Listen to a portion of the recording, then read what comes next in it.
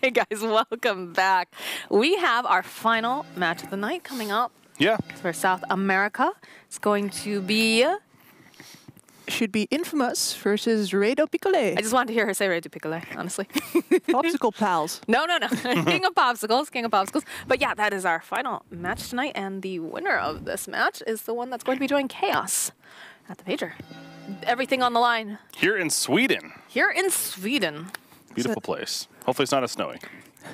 We've had some crazy adventures in the snow so far, but no, this is going to be great. I'm really excited. What do you guys think? We've had a chance to see both of these teams in action, right? Today even. Yeah. So what do you predict? What do you think? I mean, we've only seen like one Infamous game, right? So we don't have as much to work off. We've seen a couple of the Picolo games, but...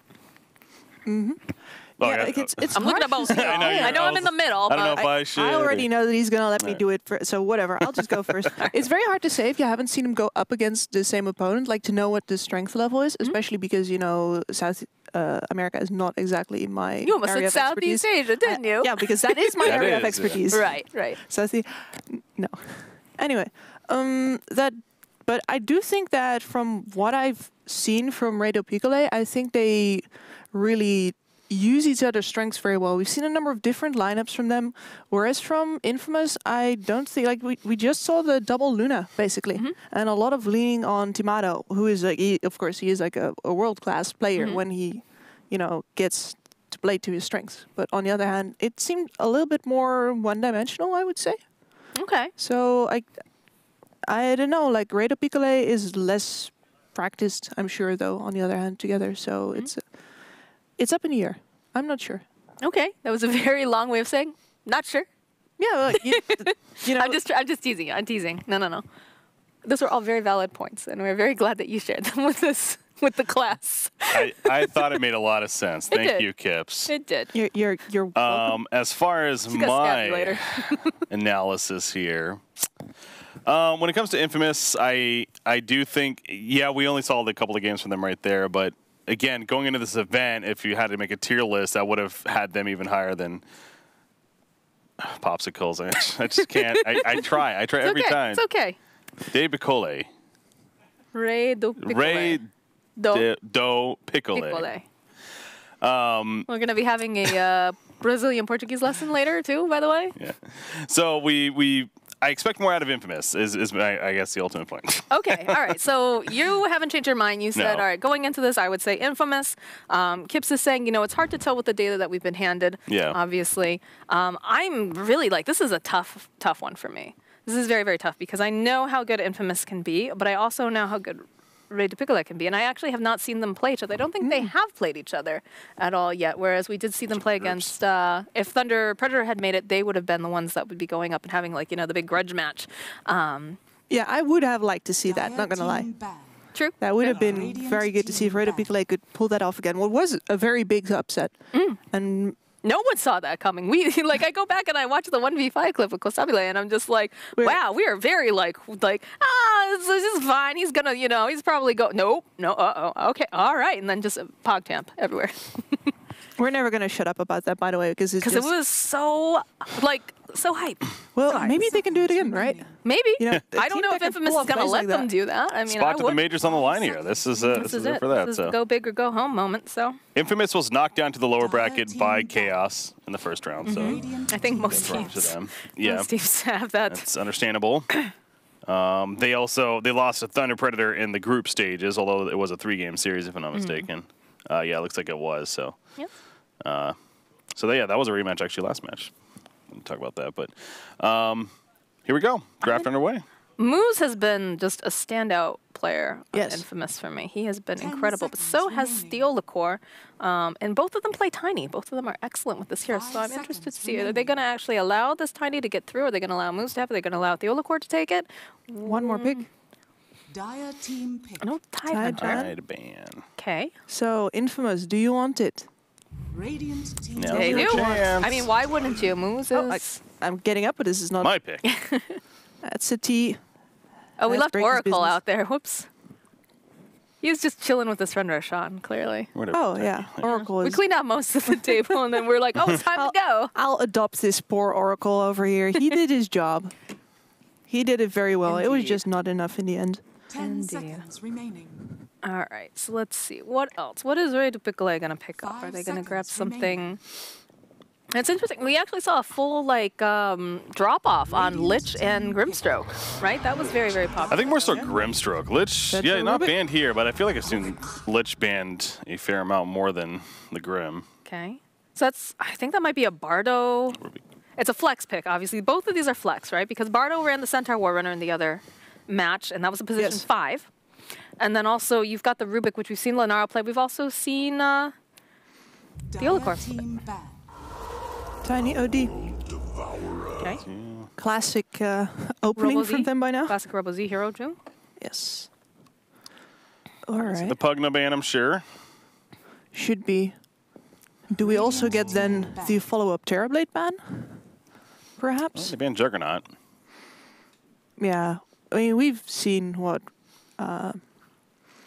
who was the carry for Radio Picolo again? Costabile. Costabile, yeah. How could I forget his name? Costabile.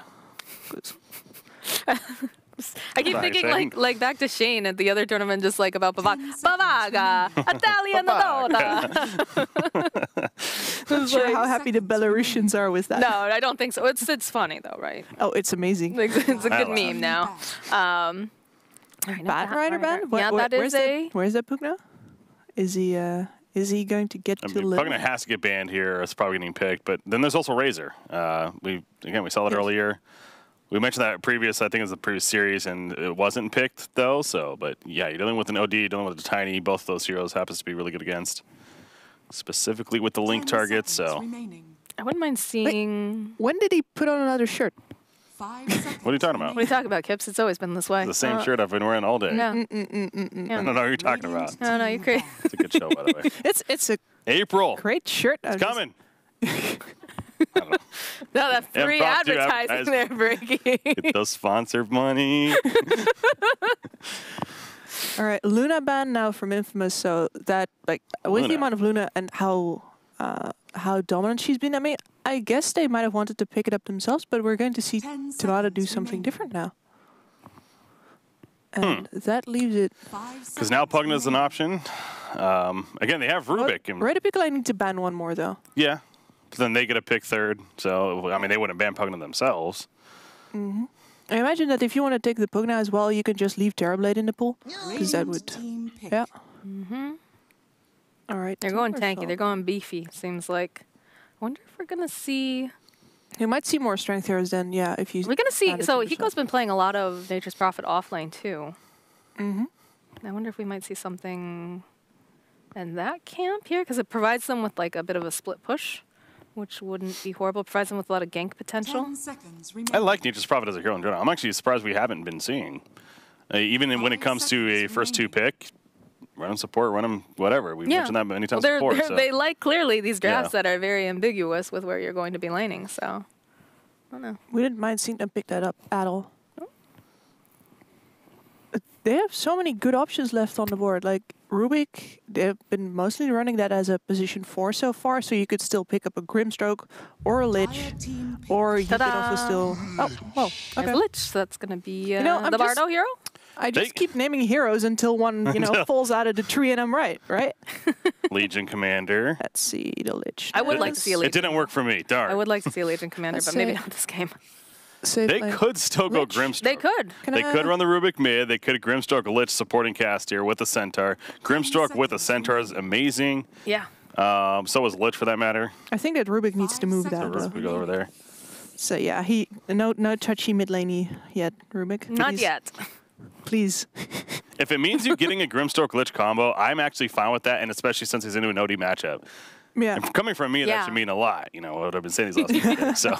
Yeah, we're starting to turn him into a believer, guys. I'm just becoming a believer. A little bit. Only for Lenaro's Rubik, I think. So, Infamous, are you going to block pick? I think it's a solid pick.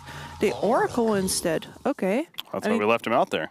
Wait, where did he go? No. I put him back. I put him with the OG before. And now, instead, gonna leave him on the Dire safe lane for now. It does get rid of Frost Shield, and if they happen to go Grimstroke now too, it takes away that a little bit. So. Yeah, and perhaps you can save people from the full combination, but once you have 2 Lich ults bouncing around, there's no putting those back in the box. Yeah. So the purge is the really good thing, but that's more so in the laning phase. So let's still could go it. Yeah, I mean, Lich on its own is just a great pickup as well. And it would force them to go a Rubik mid now, which is maybe not what you want to do. Do they have the overall last pick? It was a first pick Tiny, so yes. Ray does. Okay, so they can even wait with if they want to force the Rubik to mid and pick up a Grimstroke or not. There it is. There's Nature's Prophet. Very nice call before. I am the Oracle now. Where is it going to be, though? It was a fourth pick. I was about to slide but with the Centaur. No. Centaur is Bardo. Centaur is a position 5, So you're Bardo. it's going to be a position 5. Kentaur, Warrunner. But then it's going to be a Rubik core is what you're getting at then? Because that would have to be then at that point. Yep. I believe that's going to be a Rubik core. 5 seconds remaining. But why? Well, he is up against the OD. This is a matchup that we saw the Rubik win before, right? No, like I said, I think it's okay in this case.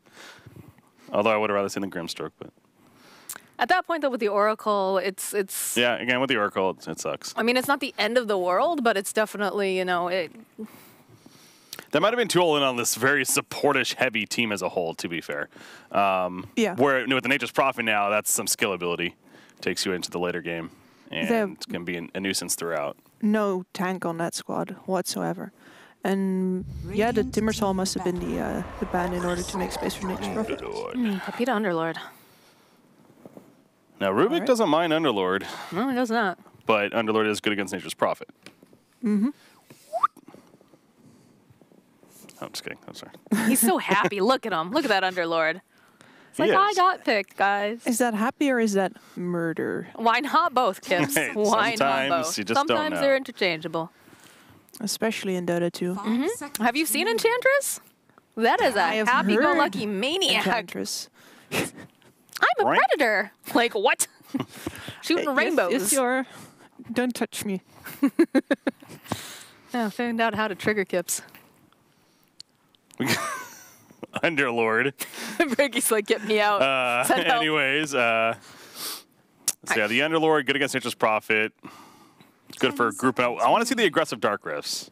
We did not see that the last time we saw our Underlord earlier today, until like the very end when it didn't matter, unfortunately, at that point. But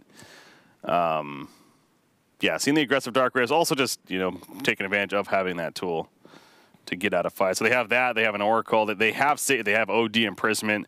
This is a team that's going to be difficult to truly defeat within fights, and that's where you want to go for more pick-off heavy, and that's where Nature's Prophet is actually a good pick. Blink on Centaur to help with that idea. It's going to be a while before Bardo gets that blink on Centaur the way that, I guess more the blink Rubik but at that point. If he's going to be the core. All right. So we still need a safe lane for both of these teams. So I don't know. Again, every time I think... Terribly banned. My friend. Who is that? No, he's here to protect me. Excuse me. The space. Oh my god. Okay, back to Dota. I have kidnapped your friend.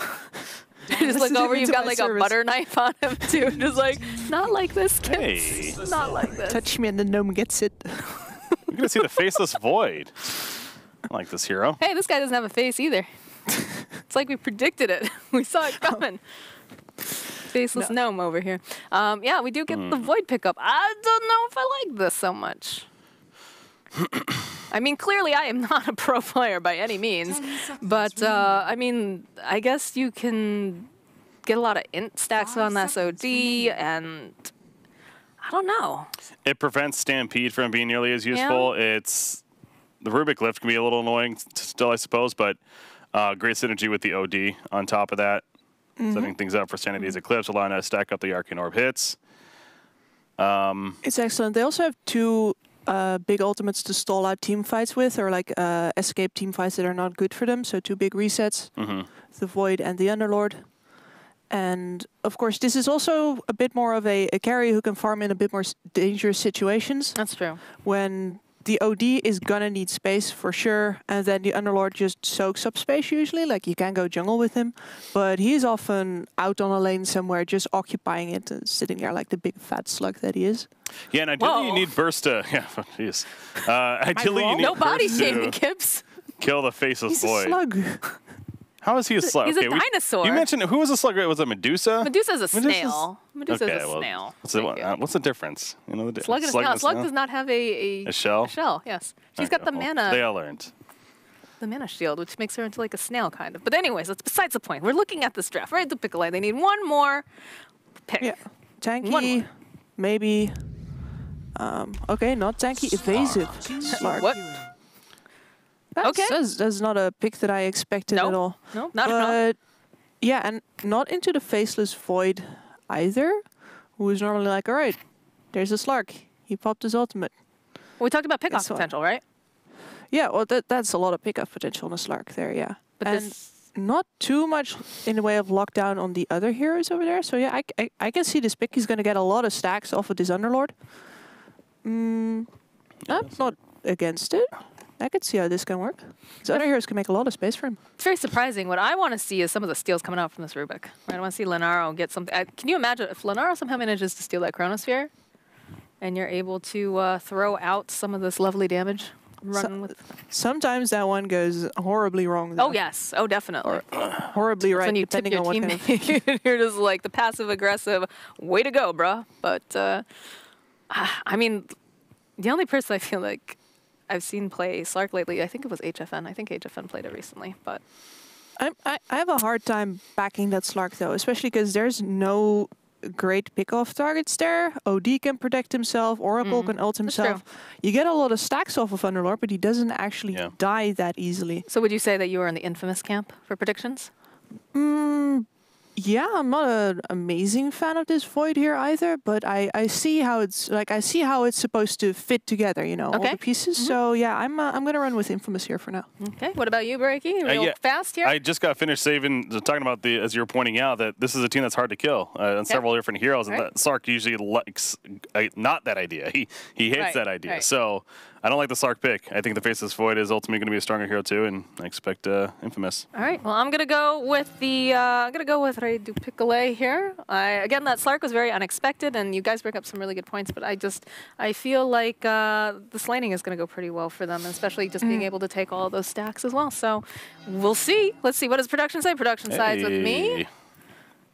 We're going to find out, though. We are going to find out. Always. Slark is better now against Tiny than he has been in previous patches because of how the Avalanche works now.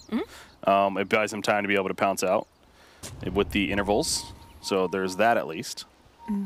And Slark plus Lich is also a very strong laning combination. Wouldn't say it makes it a strong lane per se, because Slark is still very vulnerable. Weak, but you do get a hero that jumps plus that Frost Shield that makes counter initiation almost impossible. I'm a damn dirty liar. Hiko's playing the center. Hiko's playing the center, yeah. Wait. So where does that leave us? So Lenaro's going mid on the... What? Okay. Huh? All right, so we have they're running mid-Nature's Prophet. Okay. Yes. All right. Yeah. I like that more. I mentioned this the other day, actually. There was a CIS team that did this. It's been... I like how we're all just like, what? I'm trying to... It might have been Gambit, yeah. It might have been Gambit, It sounds actually. like a Gambit thing. So I'm processing it in the sense that what this ultimately means is that they want Centaur to be able to get some good farm, because if it wasn't this, then he'd be playing a 5-square dice. He doesn't have time walk, yeah. He's going to have to TP out beforehand. Or do they have a stopper for the TP? A hoof stop? Yeah, they could wait him up there, but he's going to wait. It's all right. Tomato's just going to chill. Dance it off. All right. Just chill. He's going to run away. Sure. Yeah, uphill miss. Oh, I know. I just... Jumping. So yeah, they want farm priority on the Centaur is what this ultimately says. Now, because again, Rubik's a great matchup into OD, as we mentioned before. We've seen it already even earlier today or yesterday, whatever it was. But yeah, they want that early blink dagger on Centaur. Well, it makes sense. Or the auras in general. Although if Vlad's on Nature's Prophet, you could very likely see too. So he wouldn't need to worry about getting that. Crimson Guard might be really good this game. Pipe's actually pretty good too, especially against an Underlord, so I can see either one.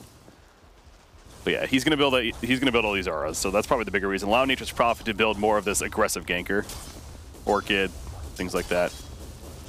I really like the Tiny pulling the creeps here as well. Slark's not gonna like having to tank all of these creeps, as well as that he possibly.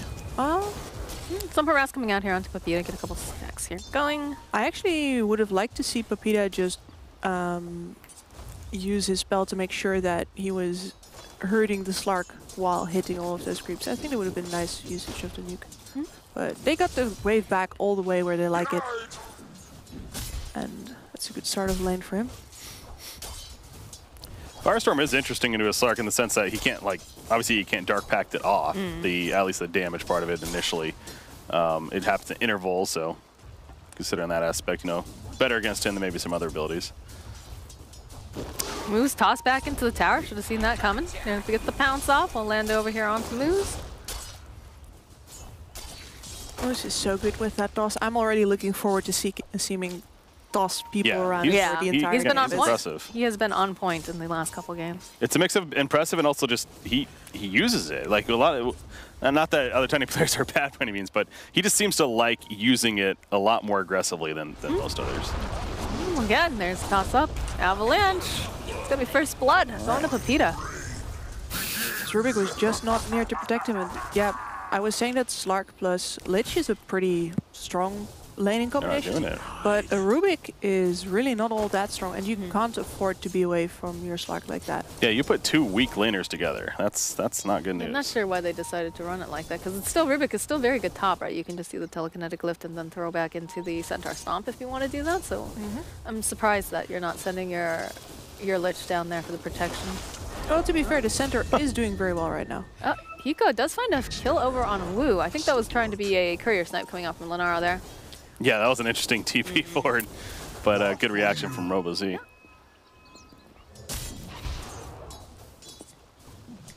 All right, right now Tomato though currently top CS 14-1. Lenaro on the mid lane 13-8, 13 and 14. Okay, it's moving around. Anyway, Slark's doing okay. Slark's doing all right, despite the fact that he's he did just get murdered down there. He has to play a little bit more careful now. I love how Moose just moves around the map here, looking for opportunities. That's one of the things that you can afford to do when you have that Underlord on the offlane as well, because he can always push that lane back, keep the heroes there occupied, and make sure that they don't know where your position 4 is currently rotating. Like they ping it out, they know. Naro trying to run himself back here, using those trees. A little bit in the way. We'll be able to use the Astral. I should follow up with an Avalanche. Toss with the creep, and should be a dead Lenaro. Oh, nope, they still see ya. Really good effort. And the Faced Rubik comes running through, but what's he gonna really do right now? Just boop this OD a little bit. Throw him over the cliff, yeah, so you just a little bit of cheeky play. Waste his time, boop him some more. Give him the boops. Oh, Lenaro. Okay, yeah. Yeah, got excited, I guess. Yeah, I don't know if we expected Rubik to dive even more with that, or if that was just simply, you might as well harass, I don't know, but either way, he's back in the mid lane. All right, Moose finding a kill in the top lane, takes out Bardo. You should probably just have a second camera following Moose around. Yeah, right, whenever the Moose cam? nothing's happening, yeah, we could just switch to the Moose cam. Speaking of. You don't get to hide there. So. I like the whole laugh afterwards too. Looks like a little bit of a battle over here for the 5-minute room. We'll be able to grab it here on Theo Lecor. Should be able to get his own, unless they already nabbed it up. Nope, he's got it. Looks like a 3-for-1 there, favoring Popsicles. Rubik is always so good at securing those runes. A solo shrine down here. I'm wondering, like this, Slark seems to be doing well enough for himself, even though he's gotten pressured a little bit. I'm sure he's had to fly some extra regen out. His CS is actually very impressive, now that you mention that. Makes Pepita drop the Pit of Malice over there. Wu getting a kill on Lenaro in the mid lane, but they'll pull them in. That should kill over on Moose. Pretty sure toss was used. More than likely. Yeah. Yes. I guess it's good that Moose is making stuff happen on all sides of the map, but on the other hand, you are paying for that by giving the Slark space. I don't think the Slark would be nearly as powerful as he is right now. Yeah. He would have kept to your lane. But you know, maybe Moose just likes the Moose show too. I'm really intrigued to see what Faceless Void goes, because this feels like a game where Mask and Madness as RoboZ's in trouble. Oh, yeah, but left there's going to be Wu making his way over, though. We'll get the root off over onto Lenaro. They're trying to dive here using those trees, and they'll be able to go pull him in using those eyes. RoboZ does make it out alive, though, and it feels like Wu might be in for some trouble, although, in comes Moose. Moose says, all right, that's fairly cute there, but get off of my side of the river. Yeah, great turn. Great. Oracle was a huge distraction there to allow Odie to get out, and then the fact that they turn. Big news. But this is allowing Slark more space, again. At the end of the day, it comes back to this. But for me, again, I don't know how dangerous Slark is. We talked about this with the draft and analyzing it, that the lineup of Infamous, this is not a lineup that's really scared of a Slark, and starting with the Chronosphere, starting with Faceless Void, and going back to my point there, I expect to see a Mask of Madness early on from this Faceless Void over maybe the greedier build such as a, Battle Fury. Okay, we get the Frost Shield out here, and we'll go through on that Pit of Malice. I think they should have kept, they should have bartered down here in the first place. Perhaps. Well, he's level 6 now too, so the idea of laning against him is even that much more difficult, and now he's going to start being able to scale better. As if he was struggling before, which he hasn't really been. Being top here. There's a Chronosphere coming up. Oh, and they find 2 people over here. That should be a very dead Rubik. Another time lock. Trying to get himself away, not going to be able to here. Hiko in a little bit of trouble. Does only have his level 5, so needs to be careful. Needs to just walk himself away. I feel like moves any second he's going to get a toss. Yeah, looking for the toss. There it is. Of course he is. Right back. Go with the purge. Root coming out. Do they have enough damage? Yeah, that final nuke coming out from Oracle will actually take down Oracle, though, and the rotation coming out from Theolocor going to try to take down Moose. Needs a little bit more damage here. Needs maybe one more hit. No, he finds the avalanche off. He's going to actually make it out alive. If only they had that Fadeville a little earlier. I feel like he wants to go back in there. Look at this. Both of them are super low. Tomato will be fine. The Theolocor wants to go tiny, but this is not worth it, buddy. Great city, buddy. All the time. Oh, he's still alive, though. And the final nuke comes out. They will find that out. Oh, look, they're thinking about having Lenaro TP up, too. Teleport. Greed from Rubik. Yeah, just a little. Little too, He thought he was a player. Sadly, he was not. This is actually something that I wanted to bring up, is that the previous attempt on OD showed that Infamous had no way to keep that Nature's Prophet off the tower, even if they wanted to. Not at that stage. And they are going to need to teleport this Underlord around a lot to help deal with this Nature's Prophet pushing. And the mid tower has already fallen. So that's also why Lenaro wasn't coming top. It's big. That's fine. RoboZ can't do anything to stop him. Nature's Prophet, good at that. We noticed Slark was going the Midas build. I call this the BSJ build. Midas into Blink is something that I know he really sells, and I have seen a couple of players do, so I'm wondering if he is going to go that build as well. Just the idea that the Blink to just get in and kill people now. He is going for the kill with the Dark Rift, though. The gaze in. Dark Rift is going out. See ya. Oh, my gosh. He delayed it just long enough. That's really, really He dropped all his spells too, so I think the OD actually gets to hold the tower now, at least for one more round. And that's a lot of gold going into the OD's pockets. It's a lot of pings coming out here. Very close. I mean, OD can't really feel safe out there. I feel like like the Radiant can't feel safe most of the times because you've just got Moose lurking constantly. Yeah, nice ward there, mid. Trying to be able to get that information and go with a CB. Going in. Ooh. 10-minute They're trying to get that 10-minute rune. Still manages to get it, but he will pay for it with his life. In comes Hiko, though, has his eyes over here on Wu, turns his attention now over to Moose, and then just... You don't fight that. That's a Vanguard. He's too intimidating. So they simply run. I would not go up there. So for me, the question is now... Oh, boy. Using, Chrono. Is ready if you want it, but it is Centaur. 4 heroes chasing after a Centaur right now. Still. I was expecting to Moose toss someone after him. We're just used to Moose dunking every on people, time engagement happens. All right, where is the toss, Moose? The layup. So Tomato is going for the Mask of Madness, I believe. I think that's what Breaky actually was saying. Yeah, I like that. That's good to see. Go for a smoke. They've got Chrono up. That's how he's going to have to keep up with that Midas Stark. It also just, again, allows him to play much more aggressive and go for these Chronosphere ganks, especially when he has it. Well, they have to think something's up because Void is nowhere to be seen. They actually have their own smoke going on here, too. Well, Underlord's up here, though, so they're going to go for him. I think the center kind of gave away that Take it, Slark. up there. Oh, the TP he's dead. grabs him. He did not expect He is that. very, very dead. Where is he? Oh my God, he's Is he? alive. No, he's not. He's alive. Constabulate. No Every time way. we discount this guy, we're like, this guy's super dead. And he's gonna start healing up. Super Passive's dead. kicking in. Yeah, he's looking around here through the trees. No way. Oh my goodness. They're looking for the opening. That's going to be the jump over here onto Wu. Still going to manage to take down the Slark. They find the Oracle down there. Going to be able to take down Moose too. So Theola Core gets himself a double kill. But they do lose their core. Underlord was picked off up there Oh, okay. during that. So it is actually a 3-for-1 in the end. But, I mean, they lost Slark, who's obviously very high net worth for his team. I suppose mixed with the rest of them. Yeah, the big winner of that exchange is OD, who gets some undisturbed jungle time. There you go. Feeling I'm good. away from the kids. Yeah, that was impressive though. Shadow Dance at the last second, able to get that off just in time. That Chronosphere. Stampede, I actually sure helping him there too, of course. But yeah, 4-staff going to be the option for OD. You know, of course, not nearly as good against the Slark anymore, but great against Sprout. You know, there's still reasons to have it for sure. Such a great repositioning tool in general. I feel like it's underrated. There's not a lot of items in the game that you can use on all 10 players on the field.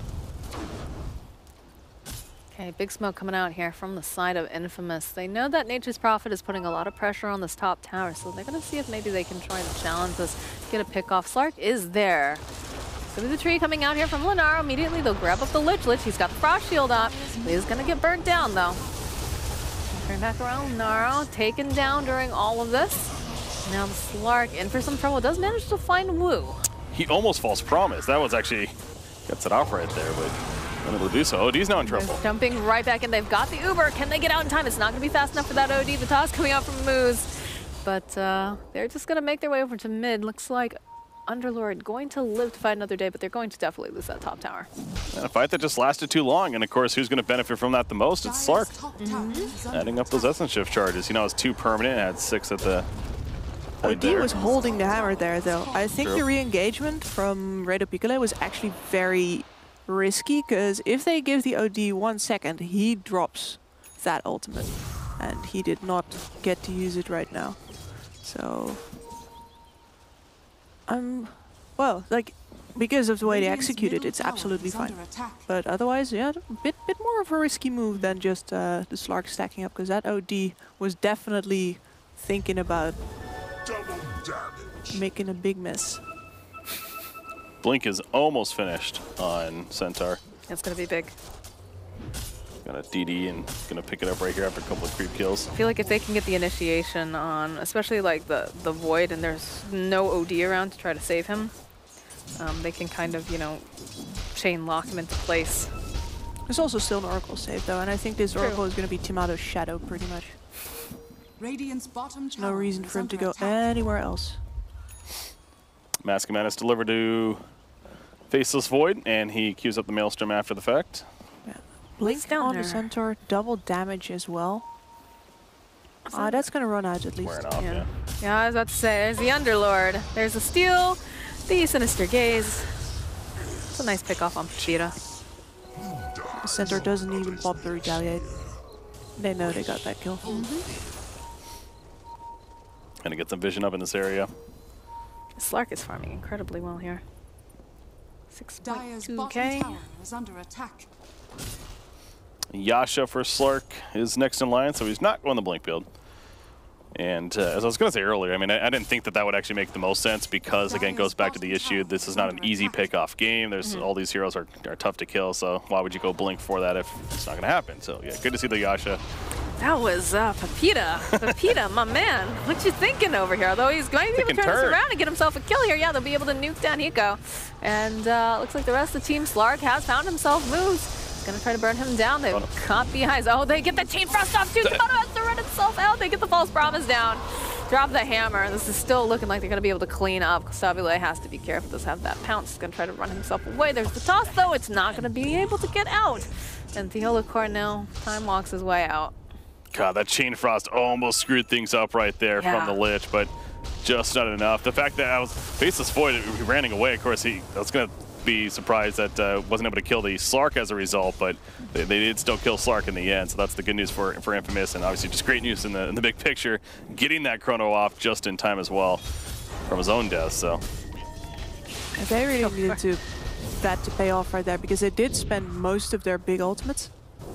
Yep, chrono the big one, of course, and I guess they used the Eclipse as well, didn't they? Yep. Yep.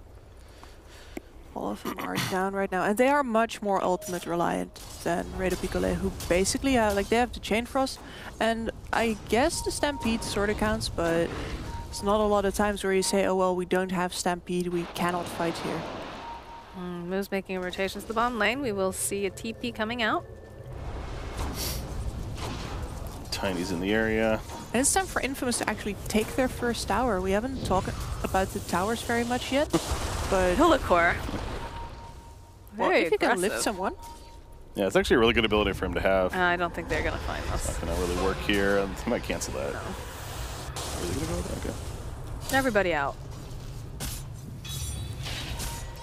But yeah, Time Walk's probably one of the stronger abilities that he can have this game.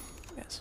But Initiation. I was getting on the tower train because all 3 outer towers are down for Infamous, and that went pretty fast. It's not even 20 minutes yet, and they don't have a single tower yet. And this is hard when you're dealing with Nature's Prophet mid. The toss up. Wow. All right, that is he is out of here. Nice spread. My goodness, over Lynch trying to run himself away. We've got 2 different fights going on. Looks like the Holocore trying to run himself out after the Lich gets taken down here, and he's not going to be able to do it. And Hiko, he's a tanky boy, but that's a lot of damage being thrown at him, and he can't seem to find an opening. Just running around in circles, thinking he wants to go for the stop. Now we're just memeing. Where's the pigs? They have a Hannah Midas Sark right now. Why are they trying to fight constantly? I don't know. That's my biggest issue with what we're just seeing, right? This is now back-to-back times in this, well, it's not Mount Doom, but the other side of the map, the other dire side. Triangle. The second time, the Triangle of Death that they fought in, Kyle it's has a definitely name living for up this. to it. It's not appropriate, though. Okay, we'll stay away from that then. I call it the Triangle of Farm. Triangle of Farm. Used to be that. I guess it still sort of is. Yeah.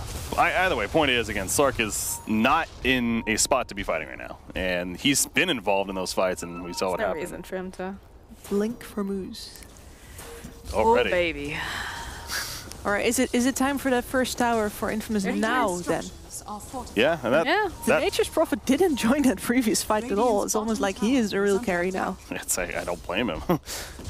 That looked like He's got his own Midas here. Midas Gaming, this is it's been a big thing. I mean, that's just another reason why this team should not be looking to fight. They have 2 heroes with a Hannah Midas. All right, first tower's gonna get taken. No blink. Oh no, they do with the blink on center. Sorry. Yeah. maybe they were waiting for the Orchid on a Nature's Prophet or something, and they went a little bit too far in, making space. I could see that happening. Sometimes you see some heroes, you get a little bit overexcited, Yeah. Yep. Understandable. You just see them and you're like, wow, I want to murder that.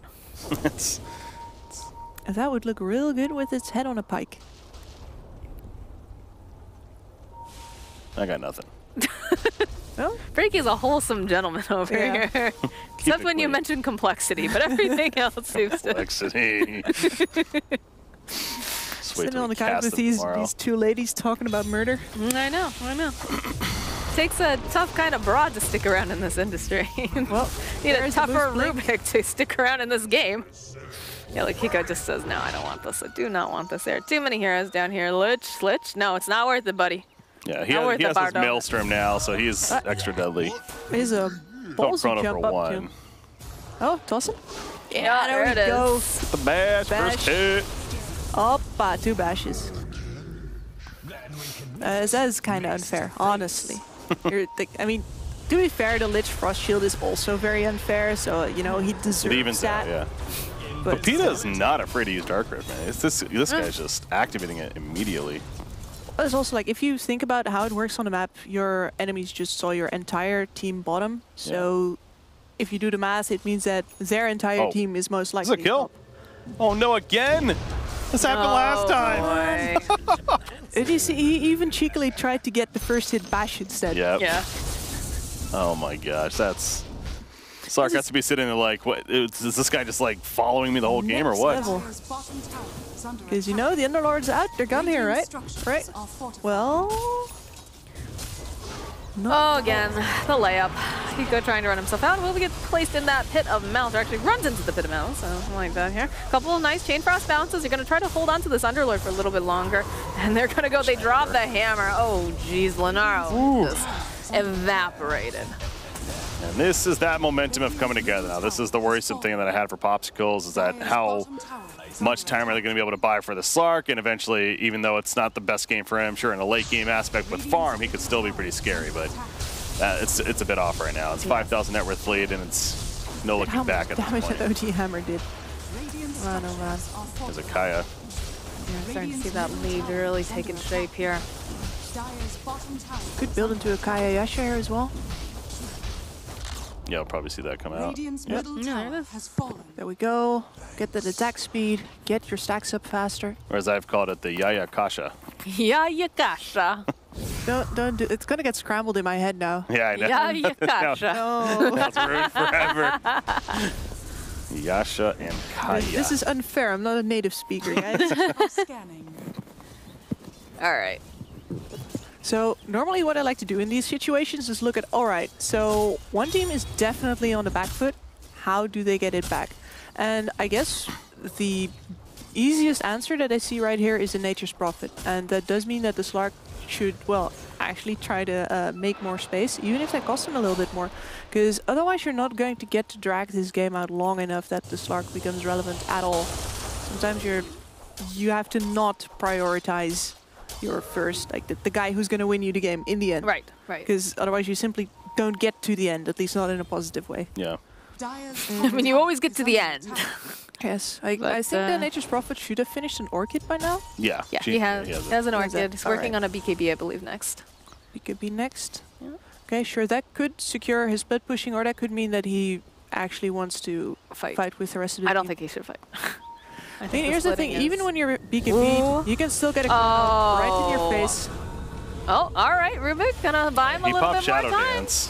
He's gonna jump back in there if they can get this kill. They get the Chronosphere over on the back end. This is a good chrono. This is what we were talking about. Chain Frost comes out. They managed to save him just a little bit, but they're gonna be all stuck together. Look at the bounces coming out here, and they're still going to maybe find that they end up taking down Costabile though. Hiko trying to hide himself away. Theolucor chasing after. Lenaro has joined into the fray here. They look like they've had enough though. So they do lose the Slark, but they finally managed to take down the Void, and they grab themselves that. Oh boy, Moose. Moose finds himself a Rubik. He wanted dessert.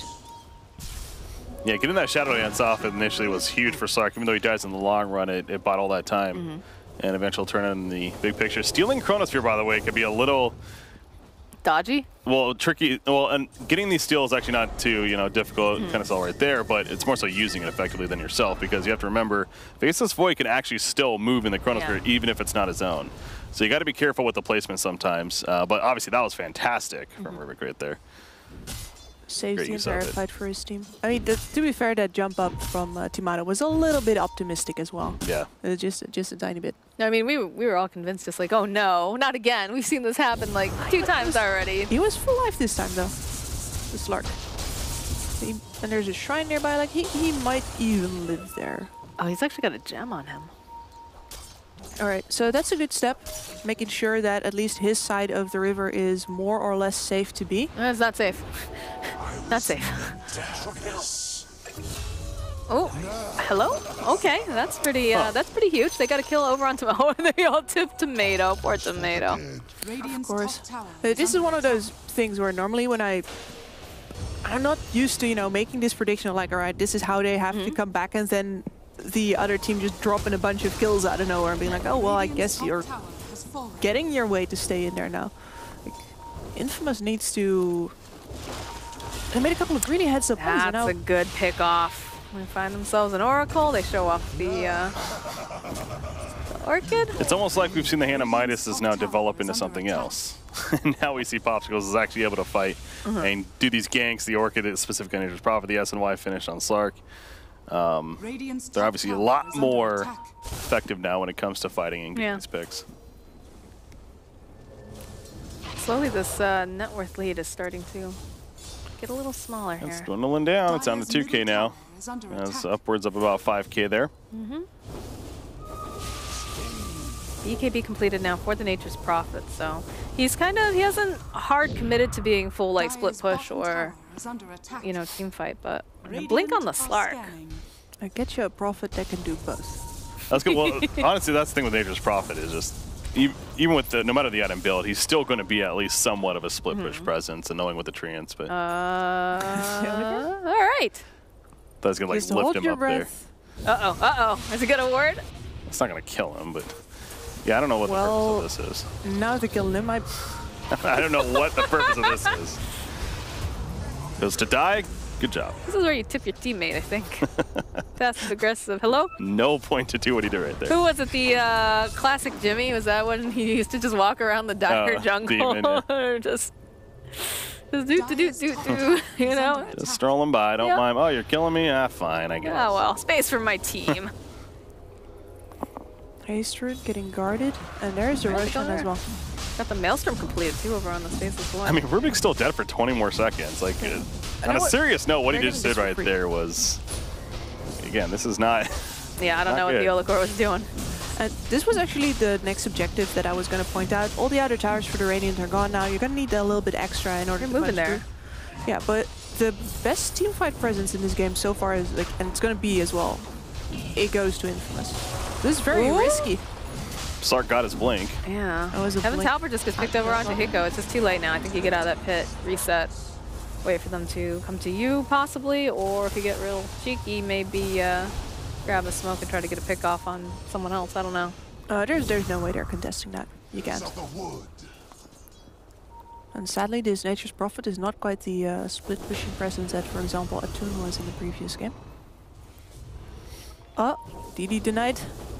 Sorry, pal. It's chat wheel line, the sad trombone, I believe.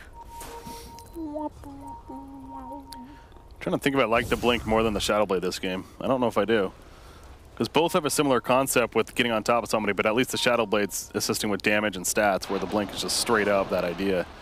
Obviously, the Shadow Blade's a little more counterable, but again, I go back to you have an Oracle, you have an OD, you have an Underlord. Like, these are not heroes that you're going to kill easier or faster, and they all have these saves, so the blink just doesn't make a lot of sense to me. Positioning, like moving around.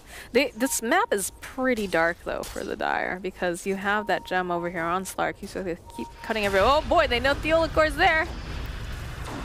Oh, the Olacor. Yeah, space created. No point for him to be there. In my mind, anyway. Well, I mean, if somebody's dying, I mean, I suppose, you know, Rubik dying, that's... True. That's the good news, so that's one positive way to look at it. Right. Look at Nature's Prophet, man, by the way. That net worth is spiking up a little bit. Full BKB on the OD. I think Infamous is about ready to rock and roll. And Faceless Void's building his own, so maybe wait for that. They might wait with that a little bit, yeah. I think a blink was coming too for OD. At about 1,000 gold saved up, so yeah, get that blink, get the BKB. And then push on like the tail end of this Aegis.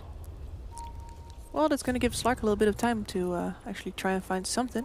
He's going to grab this warding simulator, basically. Yeah, having a gem on Slark is amazing. He's going to get to kill something. And yeah, that really hurts. Yeah, there's no vision on this map. Dire confidence. That's a clever way to do it. I was thinking about him, you know, making space in a very traditional throw your body at them kind of way, but this is also a lot of space, and it means, for example, that Infamous can't split up very well at all. They're always going to have to move in clusters, because anytime someone shows, they might just be getting picked off. They don't know where the Radiant team is at all. Well, they do find this Underlord over here, Pepita.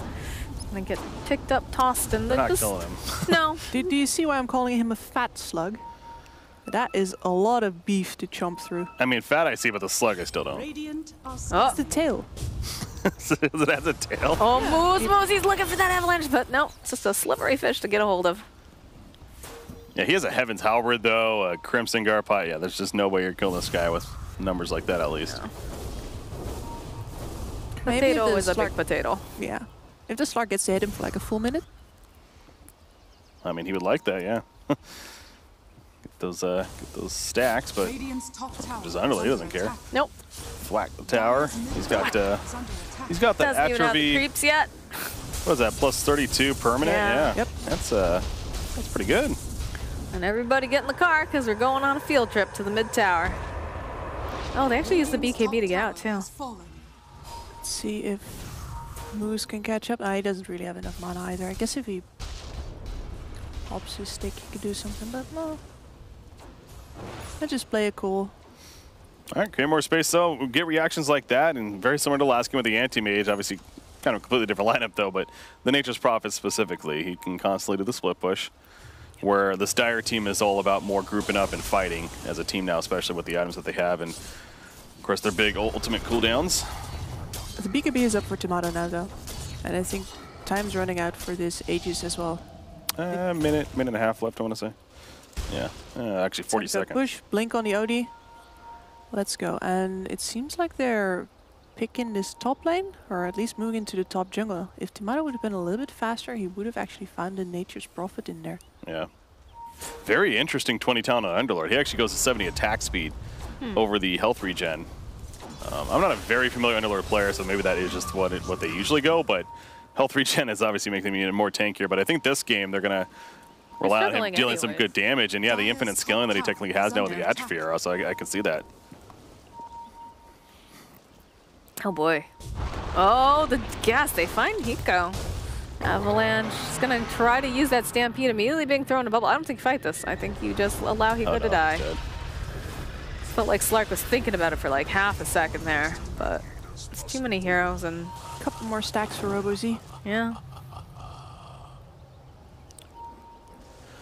So 20 strength on OD. Oh, he's even bulkier, nearly 2,500 life. Well, this is interesting. We get the sheep stick completed now for Lenaro, but they have a lot of BKBs, right? Yeah. Like here's the thing, like on oh yeah, so on Nature's Prophet. Yeah, Nature's Prophet. Yeah, Lenaro. It's still a great item. It could be a reaction to somebody getting Chrono thrown out of it, and obviously trying to help there. But yeah, the BKB timing is good. Oh boy. Oh boy. Tomato's thinking about getting a pick off, but there's a lot of heroes here, and he must know the Nature's Prophet is near now. He sees that. He's waiting for teammates to come in, actually. Yeah, they're making their way. That's a bit of a defensive move, though. Like they were pushing that bottom tower before, getting the wave out there. Guess they're still... No, they just leave. They just leave. Okay. I guess they're dealing with the threat before it comes in, but at the same time... Yeah, it's time to move the entire forces. Look at that line that the Overlord is drawing. It's like, excuse me, here. Down here. Get in this circle. Move it. 500 time walk cast range picked up by Faceless Void. His movement is that much better now, and great for initiating with those Chronos. Oh boy, Hiko, he just keeps being in the front line here without the rest of his team. He's going to be able to get himself out. They'll use the Sinister Glare over on the tiny Astral Bubble coming through as well, Hiko. Oh, that Chrono placement could be big. Yep. There it is. Oh, they only managed to get one person in, though. They'll turn back around. His EOD immediately. The Sheepstick comes out, though. They're going to try to take him down, burn him down fast. They're not going to be able to do it, though. Looks like Slarky's sitting pretty low. He's going to be able to come right back up again. They're turning around. They're going to go chasing after the Olacor. They find that opening. And now the rest of them, they're saying, all right, you know, we've got 2 buybacks out. Let's dip. So Centaur bought back, Lich bought back. That Chronosphere could have been so much more disastrous than it was. It only got one, but at the same time, it zoned them out completely. It made it very awkward, and in hindsight, they really should just ran. They should not have tried to fight after the fact and try to save their teammate there, because that wasn't happening. So if they just run, that probably was only the one death. But they actually wanted to kind of stick around, maybe save / go for a fight, and clearly not the better of the decision. So yeah. Maybe you could fight there if you get the OD, but he gets saved, and instead there was a threat of a hammer there as well. Luckily it didn't get used this time. That man's got a lot of int. Yeah, it was a Rubik specifically. He did a good job. I think it was Rubik that actually blinked out initially. Yeah. That's why he didn't get caught, but he chose to kind of stick around and try to save his teammate. And again, it's kind of a snowball effect from there, favoring Infamous. But Nature's Prophet going to go back to what he does best and split pushing. Blink, but Infamous didn't even stop to get the tower after that. So how much did they really achieve with that fight? They got 2 buybacks on the supports, though. Oh no, Hiko's not a support this time. Hiko is a, or not Hiko, rather utility. The Centaur is not a support, rather, I should say. I mean, economic advantage is economic advantage, but map advantage is a thing too, especially if you're the one getting split pushed. And Right now, this Underlord is busy dealing with all of these creep waves coming The up. fast dinosaur hits. Plus 52 damage. It is kind of crazy. This actually. Oh, they're going for the jump. They find themselves an Underlord. Are they gonna kill him though? Yeah, I don't know. I think they are. Oh man. Yeah, I think so. I think so. They actually use the BKBs. Oh, the Chronosphere comes out, though. They've got their eyes over here onto Lennar. There's a lot of damage coming through. And look at this OD. He's just taking all this and trying to find Lennar over here. Looks like, no, he's not going to be able to get out. They have that Astral Imprisonment. And that's Just the dieback on Centaur, too. Ouch. The BKB, Nature's Prophet actually almost lived there because he had the BKB active while they got chronoed. And of course, it prevents the damage from the time lock procs. But it still didn't matter in the end.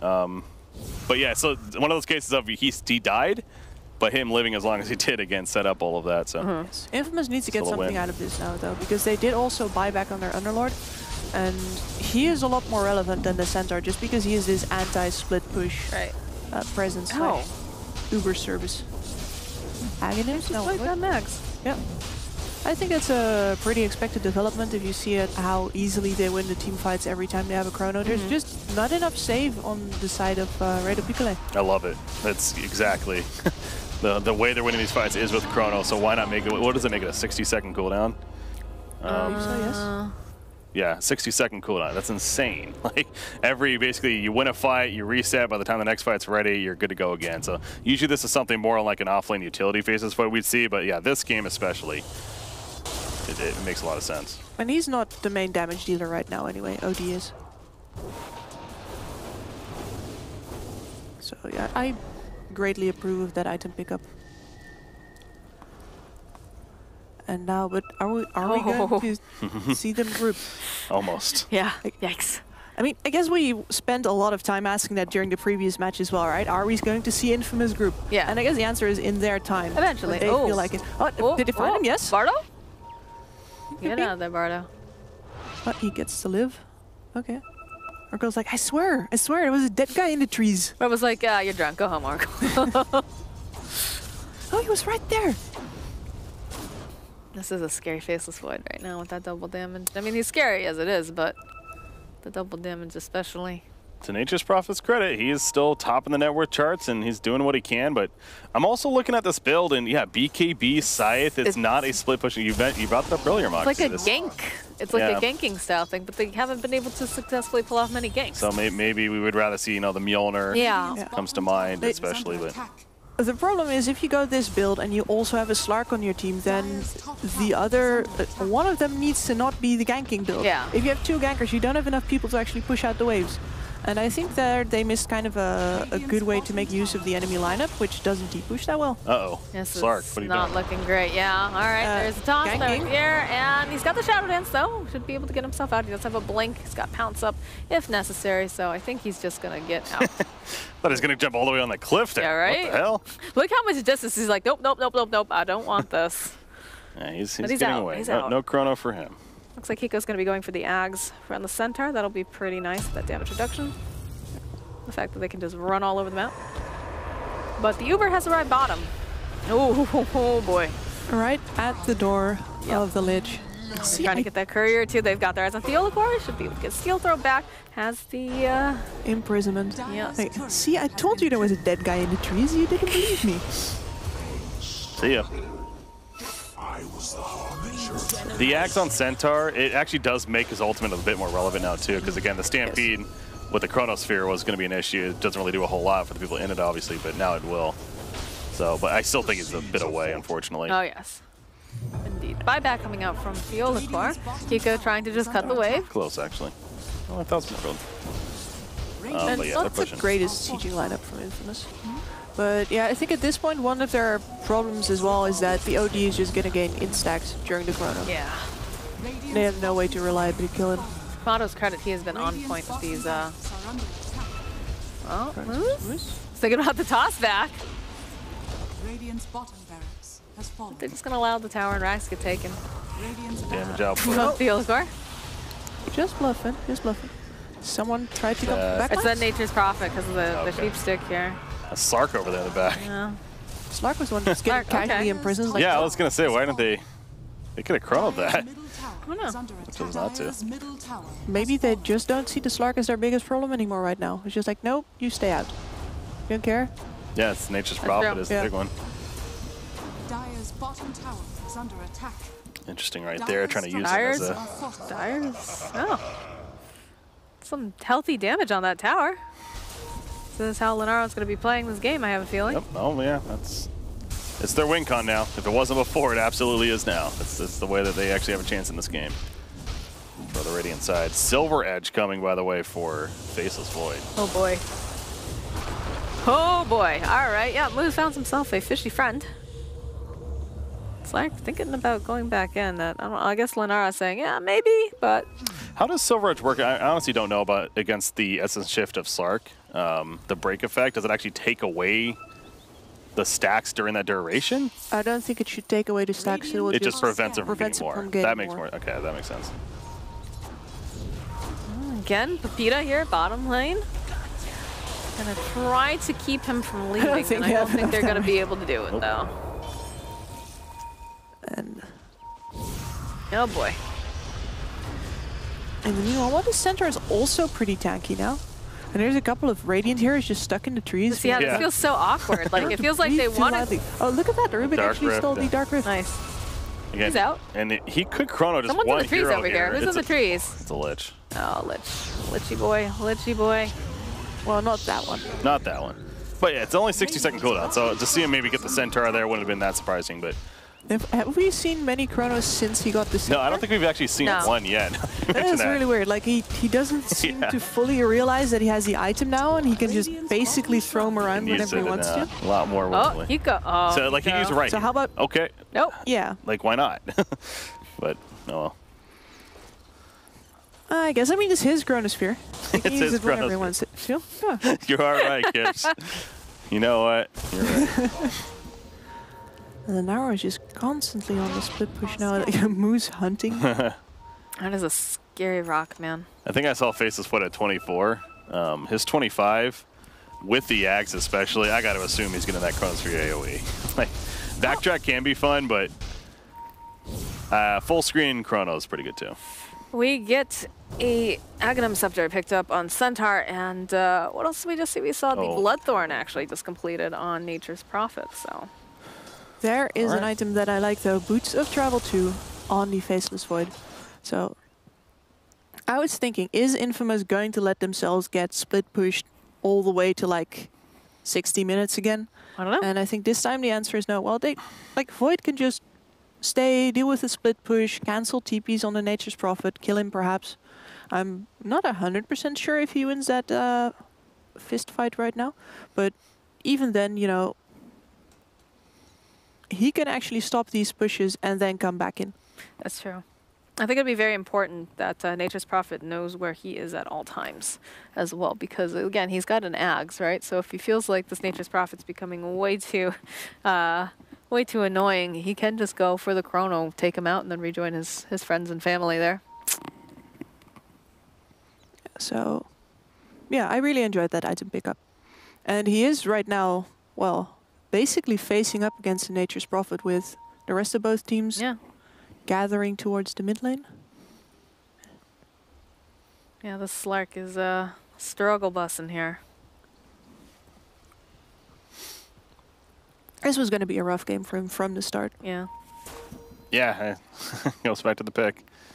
Wasn't a very strong Slark game necessarily. I don't think also like the lane. I think you send the Lich along with him. I think that makes it a little bit easier. And he did pretty well in terms of CS early on. We talked about that, but... Good tomato hunting. Oh, he sees the broken trees.